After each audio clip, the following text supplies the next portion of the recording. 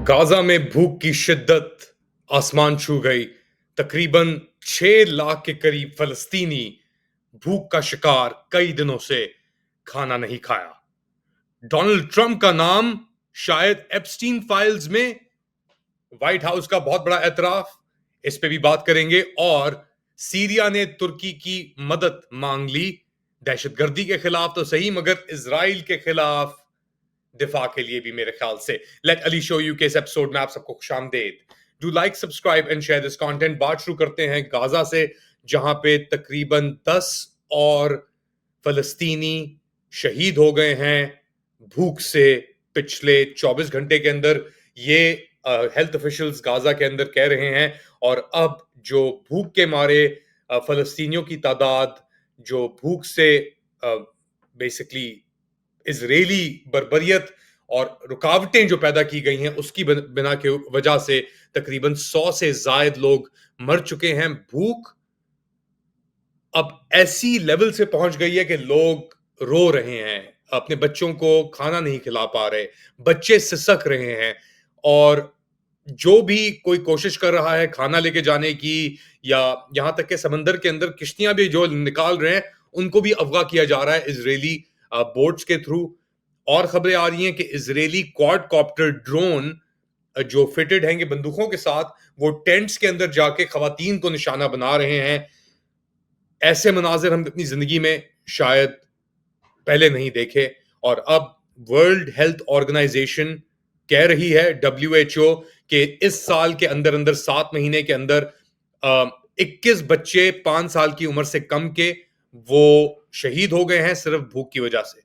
ऐसा बुरा आलम है कि एक फॉर्मूला का डब्बा तकरीबन $100 का वहां पे मिल रहा है, एक रोटी तकरीबन $50 की फराम हो रही है।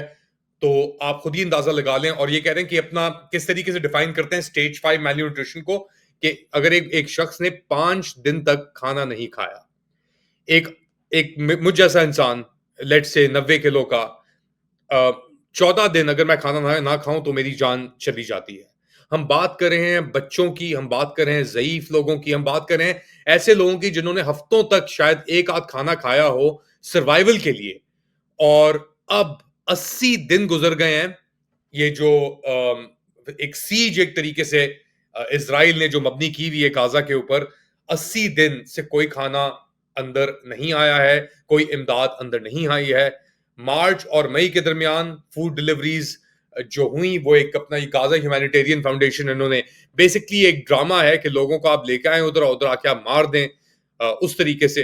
अब 34 ऐसे लोग जो खाना लेने के लिए ये गाजा ह्यूमैनिटेरियन फाउंडेशन की तरफ गए, उन कॉरिडोर्स की तरफ गए, उनको मार दिया गया है। 34, 100 कुल मिला के पिछले 24 घंटे के अंदर शहीद हुए हैं। तो आप अब तो यानी कोई मायने नहीं रखती ना ये चीज कि यार 24 घंटे, 48 घंटे कितने। बैन अल-अक़वामी प्रेशर बढ़ता चला जा रहा है मगर नेतन्याहू पीछे कदम उठाने की या बात करने की कोई भी कफरत नहीं कर रहा। बहुत बुरे हालात।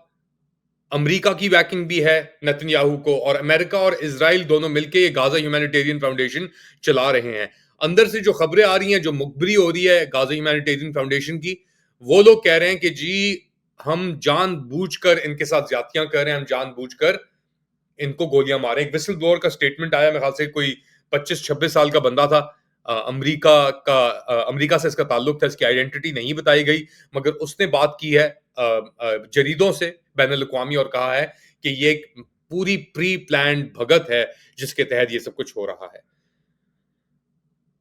अक़वाम मुत्तहिदा क्या क्या इसके ऊपर रद्द अमल है? अक़वाम मुत्तहिदा कह रही है कि अब सिचुएशन ऐसी हो गई है कि लाख बंदा भी शायद अगले कोई 2 हफ्ते के अंदर मर सकता है भूख से। तो एक तरफ तो भूख मार रही है, दूसरी तरफ जो अस्पताल हैं, जो मेडिकल इंफ्रास्ट्रक्चर है, वो अब मेरे ख्याल से सिर्फ अल नासिर अस्पताल के ऊपर आके रुक गया है, क्योंकि वहां पे ही सिर्फ कुछ मशीनें हैं जो आपको देख सकती हैं अंदर आपके क्या हो रहा है, सीटी स्कैन कर सकती हैं, और किसी भी जगह पे सीटी स्कैन मौजूद नहीं है। याद रखें 18 लाख लोग अभी भी मौजूद हैं, फलस्तीनी मौजूद है गाजा के अंदर। और उनसे बस 10 किलोमीटर दूर ट्रक ही ट्रक खड़े हुए अमदाद के मिस्र की तरफ। अगर आप रफा बॉर्डर क्रॉसिंग दूसरी तरफ जाएं तो वहां पे हजारों सैकड़ों की तादाद में ट्रक इंतजार कर रहे हैं कि किस तरीके से हम अंदर घुसे, ये दरवाजे खुले, मगर दरवाजा खोलने के लिए कोई भी तैयार नहीं है।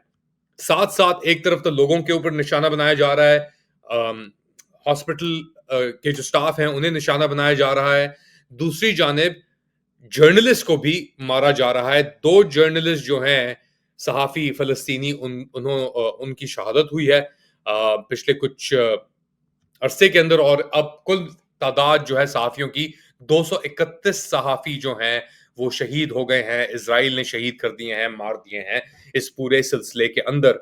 एएफपी जो फ्रेंच न्यूज एजेंसी है वो कोशिश कर रही है कि जो उनके अपने बंदे हैं उनको किस तरीके से बाहर निकाला जाए। अमेरिका के क्या रद्द अमल है इसके ऊपर? अमेरिका के जो मिडल ईस्ट ऑनवॉय हैं स्टीव विटकॉफ, वो यूरोप की तरफ गए हैं और वो कहा है कि जी अब हमारी बड़ी बारीक नेगोशिएशंस हो रही हैं गाजा सीज फायर के ऊपर, ये जो कैप्टिव रिलीज है उसके ऊपर, ये जो अभी इजरायली सोल्जर आईडीएफ के जो बंदे रहते हैं, मेरे ख्याल से 10 या 20 बंदे रहते हैं, उनकी रिलीज के ऊपर। और विटकॉफ, क्या कहें विटकॉफ के बारे में, कोशिश तो बहुत की इसने मगर हुआ कुछ नहीं। अब कोशिश की जा रही है कि किस तरीके से जंगबंदी हो 60 दिन की हमास और इसराइल के दरमियान, और इसके तहत 50 जो मेरे ख्याल से 30 डेड बॉडीज हैं इसराइलियों की और 20 या 23 करके कुछ कैप्टिव्स बचे हुए हैं उनको रिलीज किया जाए। और कतर और मिस्र जो हैं ये मुज़ाकरात को आगे बढ़ा रहे हैं। दुनिया किस तरह खामोश रह सकती है ये देखते हुए हमारे फोन्स के ऊपर हमें नजर आ रहा है कि क्या हो रहा है, किस हद तक इसराइल ये बर्बरियत उसने जारी रखी है। और हमेशा कहते हैं हमास, कुछ भी होता है कहते हैं हमास हमास हमास। अच्छा, अमेरिका का किरदार वाजे है और अमेरिका के अंदर अब एक बहुत बड़ी खबर आई है कि व्हाइट हाउस ने ये reports basically Washington wall street journal के अंदर ही पोस्ट हुई हैं कि डोनाल्ड ट्रंप का नाम तकरीबन सैकड़ों लोगों के नामों के साथ शामिल है जेफरी एप्स्टीन की जो फाइल है एफबीआई की उसके अंदर। जेफरी एप्स्टीन एक बहुत बड़ा पीडोफाइल था, एलिजिडली उसके इंटेलिजेंस एजेंसीज के साथ ताल्लुकात थे। अदनान खशोगी, जमाल खशोगी का जो अंकल था, मेरे ख्याल से चाचा जो था, उसके साथ भी इसके ताल्लुकात थे गन रनिंग के अंदर, ईरान कॉन्ट्रा के अंदर। और 2000s के अंदर इसके ऊपर स्पॉटलाइट हुई कि ये बच्चों के साथ ज्यादतियां कर रहा था फ्लोरिडा के अंदर। इसको फिर रिहा कर दिया बड़े ही इजी टर्म्स के ऊपर, मगर फिर दोबारा वो फंस गया उसके अंदर। और इस बंदे के ताल्लुकात bill Clinton, Bill Gates, Prince Andrew, दुनिया की हर बड़ी शख्सियत के साथ इसके ताल्लुकात थे और डोनाल्ड ट्रंप के साथ भी ताल्लुकात थे। अब जब ये बात सामने आई है और ये पैम बॉन्डी जो अमेरिकन अटॉर्नी जनरल हैं उन्होंने भी इस बात का इंकशाफ किया है कि डोनाल्ड ट्रंप का नाम कई और लोगों के नाम के साथ आया है एप्स्टीन फाइल्स के अंदर। और अटॉर्नी जनरल पैम बॉन्डी ने ट्रंप को भी बताया कि ये ब्रीफिंग के अंदर कि ना सिर्फ ट्रंप का नाम है और सोशलिस्ट यानी सॉरी सोसाइटी के हाई रैंकिंग मेंबर्स का नाम भी है, मगर ये शायद हियरसे के ऊपर मबनी हो कि इल्जामात तरशी हो रही है सिर्फ इसके ऊपर। याद रखें अमेरिकन कांग्रेस ने और माइक जॉनसन जो अमेरिकन कांग्रेस में हाउस लीडर हैं उन्होंने सेशन मुलतवी कर दिया है अगले 6 हफ्ते तक कि एप्स्टीन फाइल्स को रिलीज करने के लिए। थॉमस मैसी एक लिबर्टेरियन किस्म के रिपब्लिकन हैं, उन्होंने ये प्रपोज किया था कि मैं एक मोशन पास कराने की कोशिश करूंगा कांग्रेस से ट्रंप फाइल्स को, ये एप्स्टीन फाइल्स को रिलीज करने की। तो वो देखते हुए और बेसिकली उसके डर के अंदर उन्होंने कहा कि जी आप छुट्टी पे जाएं। 6 हफ्ते पहले ही उन्होंने छुट्टी कॉल कर ली और कांग्रेस को अबेयंस में कर दिया। अब एप्स्टीन एक ऐसा पॉइंट ऑफ कंटेंशन बन के रह गया है डोनाल्ड ट्रंप के लिए कि उसकी मागा मूवमेंट जो है वो अंदर से तबाह हो रही है और अटेंशन को हटाने के लिए वो अब ओबामा के ऊपर इल्जाम लगा रहे हैं 10-10 साल पुराने कि जी ओबामा ने मिली भगत की थी ट्रंप और रशिया गेट के अंदर, ये कहने में कि ट्रंप जो है वो रशियन एसिड है। तो पुराने पुराने खाते खोले जा रहे हैं इस एक ये जो भी खाता है एप्स्टीन का, इसके लिए। एक और चीज बड़ी अहम है इसके ऊपर, उसके बाद मैं आपको बताऊंगा कि सीरिया के ऊपर के अंदर क्या हो रहा है। गिलेन मैक्सवेल जो एक कन्विक्टेड सेक्स ट्रैफिकर हैं, जो 20 साल कैद गुजार रही हैं अमेरिका के अंदर एप्स्टीन की मदद करने में, छोटी बच्चियों के साथ ज्यादती जो करा था उसके अंदर, उनको शायद एक मौका मिला दिया जाए कि वो आके और अपनी डिस्पोजिशन दें, सबीना करें, और इसके तहत उनका जो 20 साल का सेंटेंस है शायद वो थोड़ा कम भी हो जाए, और ये जस्टिस डिपार्टमेंट जो है अमेरिका का, उसके अंदर ये शायद डिस्कशंस हों। मगर साथ साथ रिपब्लिकन ये भी कह रहे हैं कि जी आप ट्रस्ट नहीं कर सकते मैक्सवेल को। अच्छा, मैक्सवेल के पास क्या क्या राज छुपे हुए हैं, कहां कहां छुपाए हुए हैं उसने, अभी तक वो जिंदा इसीलिए है शायद कि उसको उसके पास बहुत राज दफन है, और शायद ऐसी जगह पे दफन है कि अगर उसको कुछ भी होता है तो वो शायद निकल भी आ सकते हैं। तो ये सब कुछ हो रहा है ट्रंप के साथ। ट्रंप एक बड़ी ही मुश्किल सिचुएशन में है। ये भी कहा जाता है कि ट्रंप की जो बीवी है मेलानिया, उसकी मुलाकात जो पहली बार हुई थी वो एप्स्टीन ने करा के दी थी। तो बहुत कुछ इसके अंदर है, और ट्रंप अब आके लगता है थोड़ा फंस गया है, मगर अभी भी अब ट्रंप के पास बहुत सपोर्ट मौजूद है। आखिर में सीरिया ने तुर्की से फॉर्मली रिक्वेस्ट किया है कि आप हमारी डिफेंस और दिफा के अंदर मदद करें, काउंटर टेररिज्म के अंदर दाइश खुरासान कह रहा हूं, दाइश या आइसिस को डील करने में उनके एलिमेंट्स के साथ आप मदद करें। मगर असली जो फोकस है वो है रेडार सिस्टम्स और काउंटर इलेक्ट्रॉनिक वॉरफेयर का, जो इजराइल बार बार आके धमकियां दे रहा है, अटैक कर रहा है। तो मकसद यही है कि आप किस तरीके से टर्की को इन्वॉल्व किया जाए सीरिया के अंदर, और सीरियंस यही चाह रहे हैं कि आके उनकी मदद करें और टर्की उनका दिफा करे, किसी भी बहाने के ऊपर। ये नहीं पता, टर्की की पोजीशन बहुत ही इसके अंदर क्रिटिकल भी है, क्योंकि टर्की जानता है कि बातें तो वो बहुत बड़ी करता है, मगर हकीकतन उसके पास लिमिटेड ऑप्शन है, तो मदद करनी पड़ेगी। और ये भी चाह रहे थे, टर्की बेसिस भी कुछ फोकस किया हुआ था, मगर इससे पहले कि एयर डिफेंसेस ऊपर करते, उन्होंने जाके, इजरायलीज ने जाके और तबाही कर दी। दुनिया एक डेफिनेटली एक जंग की तरफ बढ़ रही है। ऑप्शंस कम नजर आ रहे हैं लोगों को, इश्यूज बहुत ज्यादा हैं। क्या होगा, आप लोग क्या समझते हैं, बताएं मुझे कमेंट सेक्शन में। गाजा के लिए दुआ करें, कोशिश करें कि किस तरीके से ये चीज, हमारी दुआएं शायद कबूल हो जाएं।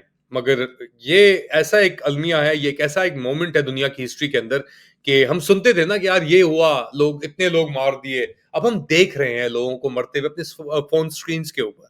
मगर इसके बावजूद कोई अवेकनिंग या कोई ऑप्शन नहीं, बेबसी है कि किस तरीके से इस चीज को रोका जाए, किस तरीके से नेतन्याहू और इजरायलियों को रोका जाए। इजराइल के अंदर भी अब आवाजें आ रही हैं इस चीज को देखकर, तो आप अंदाजा लगा लें इसके बावजूद भी वो कितना बेगैरत आदमी है नेतन्याहू, के उसने इस चीज को जारी रखा हुआ है। उसकी अपनी काबीना के अंदर लोग हैं, बेजालिल स्मोत्रिच जैसे, इतामिर बेन गवीर जैसे, जो ये बातें कर रहे हैं कि जी